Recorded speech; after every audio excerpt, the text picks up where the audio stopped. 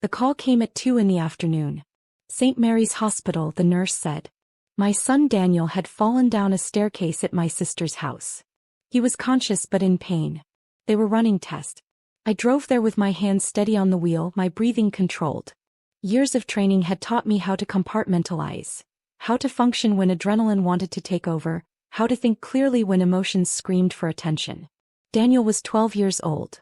Bright, curious, passionate about science. Last week he'd won first place at the regional science fair with his project on renewable energy storage.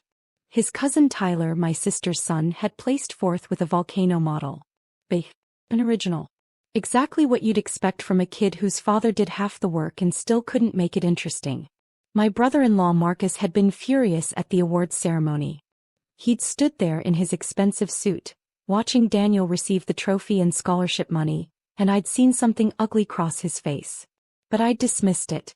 Marcus was a cardiac surgeon, respected and wealthy. Surely he wouldn't punish a child over a middle school competition. I was wrong. Daniel lay in the hospital bed, his left arm in a temporary splint, bruises already darkening on his ribs. When the nurse stepped out, he looked at me with tears streaming down his face. "Dad," he whispered. Uncle Marcus pushed me. I pulled a chair close and took his uninjured hand. "Tell me exactly what happened." I went to their house after school like always. Aunt Lindsay was at her book club.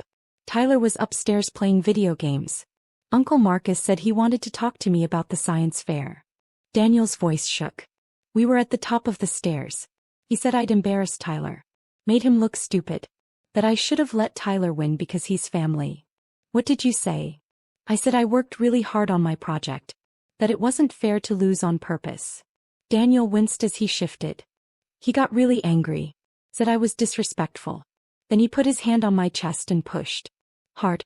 I fell backwards down the whole staircase. Did anyone else see this happen? No. Tyler's room is on the other side of the house with the door closed. Uncle Marcus called 911 and told them I tripped. He kept saying it over and over while we waited for the ambulance. "You tripped, Daniel. You lost your balance. That's what happened." I squeezed his hand gently. "You're safe now. The doctors are going to take care of you and I'm going to handle Uncle Marcus." He said if I told anyone what really happened no one would believe me. That he's a doctor and you're just a probation officer. Just a probation officer. That's what my family had always thought. My sister Lindsay married Marcus 10 years ago when he was a rising star in cardiothoracic surgery. Big house. Luxury cars. Country club membership. She'd looked at my modest salary and small apartment with something like pity. At family gatherings, Marcus dominated conversations, talking about his surgeries, his golf handicap, his investment portfolio. I let him talk. Let everyone assume I was the less successful sibling. What they didn't know was that probation officer was my cover position. My real job was with the Department of Justice, working in the Office of Professional Responsibility. I investigated misconduct by federal employees and licensed professionals. Doctors, lawyers, government officials. People who abused their positions of trust. I had security clearance 3 levels above what most people knew existed. My recommendations could end careers. My testimony had sent corrupt professionals to prison. And I had something else Marcus didn't know about.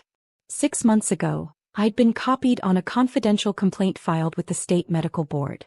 A nurse at Marcus's hospital had reported him for falsifying patient records to cover up a surgical error that caused complications. The board had opened an investigation but hadn't taken action yet. They were building their case quietly, waiting for more evidence. I'd been tracking it as part of a larger federal investigation into healthcare fraud at that hospital system. The orthopedic surgeon came in and explained that Daniel had a fractured radius, 2 cracked ribs and severe bruising. Nothing life-threatening but painful. He'd need a cast for 6 weeks and restricted activity. The doctor asked routine questions about how the fall happened. I told him we'd discuss the details with police and his expression shifted slightly. He made careful notes in Daniel's chart. After they set Daniel's arm and admitted him for overnight observation, I stepped into the hallway and made my phone call. Not to 911. Not to local police. To my direct supervisor at the Department of Justice. "I need to report a federal offense," I said. "Assault on a minor by a licensed medical professional." and I'm formally requesting that we move forward with the existing investigation into Dr. Marcus. I stopped. I had used chin. I pulled out my phone and looked at my sister's last text. Marcus Reynolds. My brother-in-law was Marcus Reynolds. Marcus Reynolds, I corrected. There's an active medical board complaint. I have a victim willing to testify about assault. I'm requesting immediate coordination with state medical licensing and local law enforcement. My supervisor was quiet for 3 seconds. Then, is the victim your son? Yes. Are you certain you want to handle this officially? Once we start, it won't stop. I'm certain. I'll make the calls. Expect the state investigators within 2 hours. I returned to Daniel's room. He was drowsy from pain medication, watching cartoons with glazed eyes. I sat beside his bed and waited. My phone buzzed 90 minutes later. 3 people were in the hospital administrator's office waiting to speak with me. I kissed Daniel's forehead and told him I'd be back soon. The meeting was efficient. A detective from the Special Victims Unit, an investigator from the State Medical Board, and a federal prosecutor I'd worked with on previous cases. They asked detailed questions. I provided detailed answers. Daniel's statement, the suspicious circumstances, the pattern of Marcus's behavior at the science fair, his documented history of ego problems that had been flagged but not acted upon. The medical board investigator pulled out a file. We've been looking at Dr. Reynolds for 6 months. We have testimony from 3 nurses about him altering records and intimidating staff. We didn't have enough for an immediate suspension, but assault on a minor changes everything. We can issue an emergency order tonight. The detective added, if your son's statement holds up and given the injuries, we have grounds for arrest. Felony assault on a child. If convicted, he's looking at 2 to 5 years and permanent loss of his medical license. The prosecutor leaned forward. The hospital has been under federal review for fraud. Dr. Reynolds is named in that investigation. This gives us leverage to flip witnesses who've been protecting him. Are you prepared for your family to know your actual position? They're going to find out anyway. Yes. They are. I went back to Daniel's room. My phone started ringing at 8 that evening. First my sister Lindsay, hysterical, then my mother, then Lindsay again. I let them all go to voicemail. At 9, 2 uniformed officers walked past Daniel's room toward the elevator. I knew where they were going. Marcus worked late most nights, performing surgeries or reviewing cases in his office at the hospital. He was probably still in the building 4 floors up in the surgical wing, completely unaware that his life was about to collapse. The next morning, Daniel was discharged. I took him home and settled him on the couch with his pain medication and strict instructions to rest. Then I finally listened to the voicemails. Lindsay's first message, what did you tell the police? They arrested Marcus at the hospital last night. This is insane. Daniel tripped. Why are you doing this to us? My mother's message, please call me. Your sister is devastated. Surely we can work this out as a family without involving authorities. Lindsay's second message, recorded at 3 in the morning, they suspended his medical license. His lawyer says you're not actually a probation officer, that you work for the Department of Justice. Why didn't you ever tell me? Marcus said you've been investigating him. This is about revenge because he's more successful than you. I deleted them all. The news broke locally within 48 hours. Prominent cardiac surgeon arrested for child assault and under investigation for medical fraud. The hospital placed him on immediate unpaid leave pending the outcome of criminal charges. The medical board announced the emergency suspension of his license. My phone rang constantly. I ignored everyone except the prosecutor, who needed Daniel's formal statement, and the victim advocate assigned to help him process the trauma. On the 3rd day, Lindsay showed up at my apartment. She looked destroyed, no makeup, unwashed hair, wearing yoga pants and a wrinkled t-shirt. This was not the polished country club wife I'd known for a decade. Can I come in? She asked. No. Daniel's resting and doesn't need the stress. He's my nephew. I love him. Your husband assaulted him and you called me a liar. She flinched. I didn't know. Marcus said. Daniel tripped. He was so convincing. He's always so convincing. Her voice broke. The lawyer told me about the nurse's complaints, the falsified records. He said you've been investigating the hospital for months. That you have security clearance and authority I didn't know existed. I do my job quietly. That's how it works. Why didn't you tell me what you really do? Would it have mattered? You and Marcus looked down on me for years. You pitied me.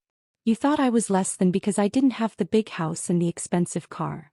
I never thought that. Yes, you did. And you married someone who thought hurting my child was acceptable because his ego couldn't handle losing a middle school science fair. I kept my voice level, professional. Daniel has a fractured arm and cracked ribs because your husband's pride mattered more than a child's safety. What happens now? Marcus goes to trial. If convicted, he serves time and loses his medical license permanently. The federal case moves forward. His involvement in the hospital fraud scheme gets exposed. He'll likely face additional charges. He'll lose everything. Yes. He will. Can't you stop it? Drop the charges? You have that power, don't you? I don't. Once the wheels are in motion, they don't stop. And even if I could, I wouldn't. He assaulted my son and then tried to cover it up. He's been falsifying medical records and potentially harming patients. These are the consequences of his choices. Lindsay stood there for a long moment, tears running down her face. I'm filing for divorce. I can't be married to someone who would hurt a child. Tyler is traumatized. He heard Marcus on the phone with the lawyer, heard him admitting it was intentional. That he taught Daniel a lesson about respect. Tyler should talk to the victim advocate. There's counseling available for family members. Will Daniel ever forgive us? That's not for me to answer. Right now, my focus is on his physical and emotional recovery. She nodded and left. I watched her walk to her car, her shoulders shaking with sobs. I felt nothing. Not satisfaction, not pity, not anger. Just the calm certainty that I'd done exactly what needed to be done. The trial happened 4 months later. Marcus's expensive lawyers tried everything. Character witnesses testified about his brilliance as a surgeon. His mother cried on the stand about what a good son he was. His attorney argued that it was a misunderstanding, that Marcus had merely gestured and Daniel had lost his balance. Then Daniel testified. Clear-eyed and steady, he described exactly what happened. The prosecutor presented the medical evidence. The angle of the fracture consistent with a hard fall, the bruising pattern on his chest matching the size and shape of an adult hand, the hospital's security footage showing Marcus's demeanor before and after, the aggressive, agitated body language. The jury deliberated for 3 hours. Guilty on all counts. Marcus received 4 years in prison and permanent revocation of his medical license. The federal fraud case added another 18 months and significant fines. His reputation was destroyed. His career was over. His marriage was dissolved. His son Tyler, now living with Lindsay in a small apartment, refused to speak to him. I never raised my voice. Never showed anger or satisfaction. I simply let the system work the way it was designed to work. Justice wasn't about revenge. It was about accountability. Daniel's arm healed. The nightmares faded with therapy. He went back to school and continued excelling in science. He never stopped being kind, never let what happened turn him cruel or bitter. That made me prouder than any trophy ever could. 6 months after the sentencing, Daniel asked me, "Do you think Uncle Marcus understands why he lost everything?" Probably not. Men like that rarely do. I felt bad at first. For Tyler, for Aunt Lindsay. But then I realized something. He looked at me seriously. "You taught me that actions have consequences. That being smart or rich or important doesn't mean you get to hurt people. Uncle Marcus forgot that." He did. You didn't forget though. Even when everyone thought you were just a probation officer. Especially then, I said. The best way to have power is to never need to prove you have it. Daniel nodded thoughtfully.